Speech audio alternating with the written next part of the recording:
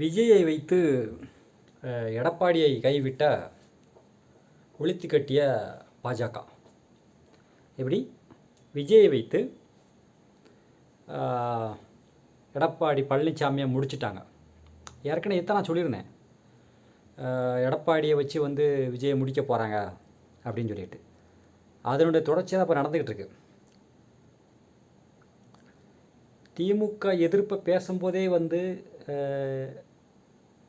விஜய் அவர்கள் வந்து முழுக்க திமுக எதிர்ப்பு பேசும்போதே வந்து அதிமுகவுடைய வாக்கை தான் பிரிக்க போகிறாங்க அப்படிங்கிறத வந்து வெட்ட வெளிச்சமாக தெரிஞ்சிச்சு நமக்கு. இதற்கிடையே வந்து பாஜக இந்த தேர்தலில் வந்து அந்த களத்தில் குதித்து அதிமுகவுக்கு எந்த அளவுக்கு பிரச்சாரம் பண்ணினாங்க அப்படிங்கிறது பார்த்தீங்கன்னா வந்து இல்லை.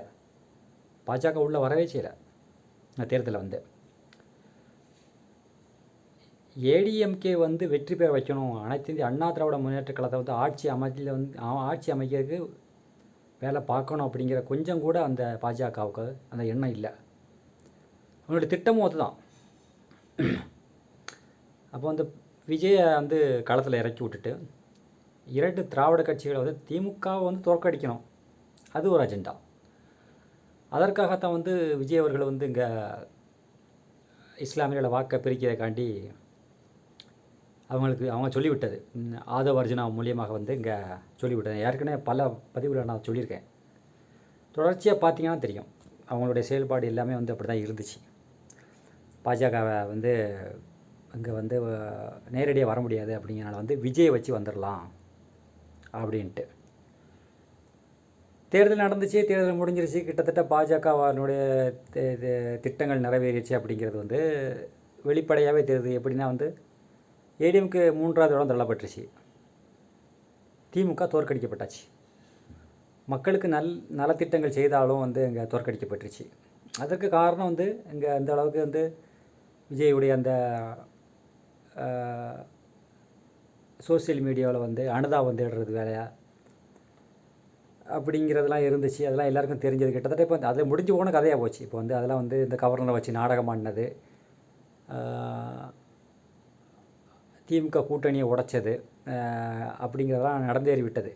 இப்போ வந்து நடக்கக்கூடியது நம்ம விஷயத்தை நம்ம பேச வேண்டியிருக்கும்.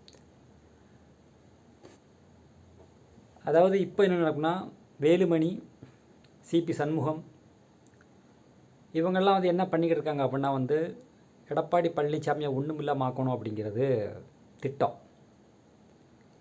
முற்றுமுழுதமாக வந்து இங்கே வந்து காயடிச்சு விட்றணும், எடப்பாடி பழனிசாமியை அதிமுக கட்சியை ஜோலி முடிச்சு விடணும் அப்படிங்கிறது தான் வந்து அவங்களுடைய திட்டம். இப்போ இந்த விஜயை வச்சு இந்த திமுகவுடைய இந்த ஆட்சி வரவிடாமல் தடுத்தது. இப்போ வந்து அவங்க என்ன திட்டம் போட்டாங்களோ அது எல்லாமே நிறைவேறும். அடுத்து வந்து பார்த்திங்கன்னா வந்து இப்போ அடுத்து கொண்டு வரக்கூடிய சட்டங்கள் எல்லாத்தையுமே வந்து கண்டிப்பாக இவங்க என்ன பண்ணுவாங்க அப்படின்னா எதிர்க்க மாட்டாங்க. அப்படி எதிர்க்கக்கூடிய சூழ்நிலை வரும்போது வந்து இந்த 4 கட்சியிலிருந்து இந்த 4 பேர் இருக்காங்க இல்லையா, இவங்க அதனால தான் வந்து சிபி சண்முகத்தை வச்சு அந்த ஏடிஎம்கே உடச்சி அதாவது தாவேக்காவுக்கு ஆதரவு கொடுக்கணும். இப்போ எம்எல்ஏக்கள் வந்து ஒரு 10 எம்எல்ஏக்கள் கம்மியாக இருக்கும்போது வந்து அவங்க கொண்டு வர சட்டங்களை வந்து இவங்க வந்து நிறைவேற்ற முடியாது. அதனால் என்ன செய்வாங்க அப்படின்னா வந்து இவங்களை வச்சுக்கிட்டு பண்ண முடியாது. இப்போ வந்து விடுதலை சிறுத்தையை வச்சுக்கிட்டு, முஸ்லீம் லீகை வச்சுக்கிட்டு, கம்யூனிஸ்ட்டை வச்சுக்கிட்டு அவங்க சட்டத்தை வந்து நிறைவேற்ற முடியாது. அவங்க அவங்களுக்கு நிலையான ஆட்சி, அவங்க சொல்லக்கூடிய எல்லாத்தையும் கேட்கக்கூடிய ஒரு நிலையான ஆட்சி தமிழ்நாட்டில் வேணும் அப்படின்னா அப்போ அந்த ஏடிஎம்கிலேருந்து 30 உறவுகளை கொண்டு வந்து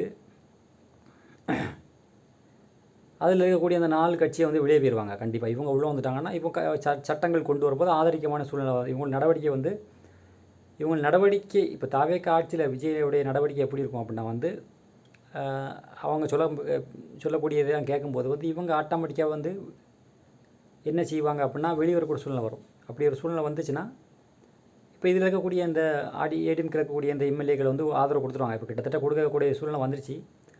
அப்போ இந்த கூட்டணி பிரிஞ்சுட்டு அந்த கூட்டணி வந்துடும்.